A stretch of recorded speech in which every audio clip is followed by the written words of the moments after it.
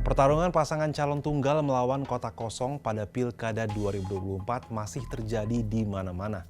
Tak hanya didukung mayoritas partai politik, beberapa kandidat diantaranya bahkan mendapatkan dukungan dari semua partai yang mendapatkan kursi parlemen di daerahnya.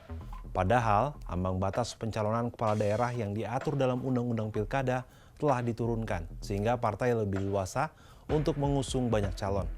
Untuk mengatasi hal ini, Komisi Pemilihan Umum resmi memperpanjang masa pendaftaran calon kepala daerah di 48 wilayah. Lantas seperti apa sebenarnya aturan perpanjangan masa pendaftaran ini, dan selama masa perpanjangan ini, apakah akan ada calon lain yang mungkin mendaftar? Perpanjangan masa pendaftaran calon kepala daerah ini diumumkan langsung oleh KPU RI pada Jumat 30 Agustus 2024. KPU mengungkapkan dari total 545 wilayah yang menyelenggarakan pilkada serentak di 37 provinsi, 415 kabupaten dan 93 kota, terdapat 48 wilayah yang hanya memiliki satu pasangan calon, yakni satu provinsi, 42 kabupaten, dan 5 kota. Untuk memberikan kesempatan munculnya calon baru di 48 daerah pemilihan, KPU membuka perpanjangan pendaftaran.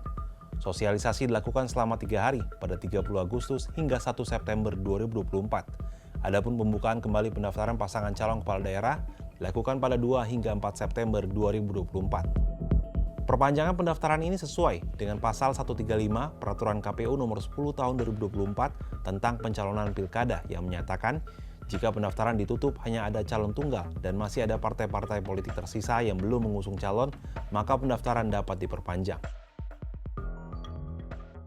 Di daerah dengan calon tunggal menyisakan partai politik yang melampaui ambang batas, maka kami persilahkan partai politik atau gabungan partai politik yang belum daftar dan melampaui ambang batas yang ditentukan tersebut untuk mendaftar di masa pendaftaran. Sebelum dibuka masa pendaftaran, masa perpanjangan pendaftaran tersebut, KPU daerah kami perintahkan untuk melakukan sosialisasi kepada partai politik selama 3 hari, mulai tanggal 30, 31 Agustus, dan 1 September.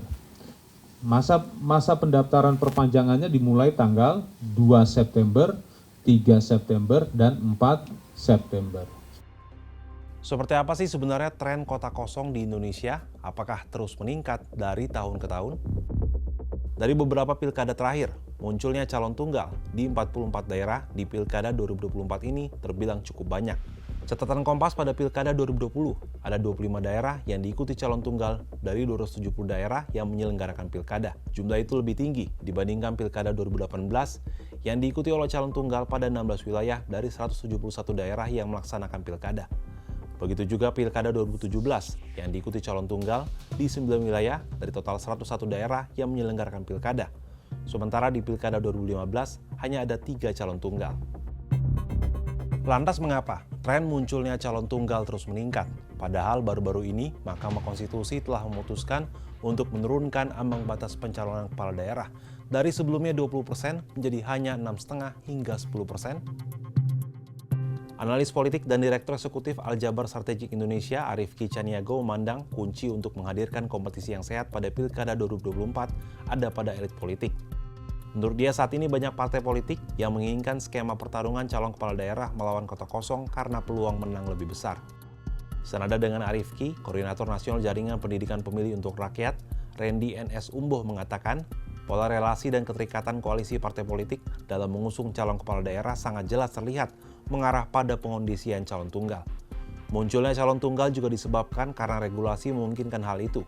Selain itu, putusan MK dan PKPU juga muncul menjelang pendaftaran, membuat koalisi tidak banyak berubah. Untuk memunculkan lebih banyak kandidat, Randy menyarankan agar persyaratan calon perseorangan dipermudah. Perpanjangan masa pendaftaran calon kepala daerah ini tentunya menjadi pintu memunculkan calon-calon lainnya untuk berkontestasi di Pilkada 2024 dan menghindari adanya fenomena kota kosong. Persoalan ada di masing-masing partai politik pemegang suara. Apakah memilih untuk mengusung calon sendiri atau justru membangun koalisi gemuk dan melawan kota kosong?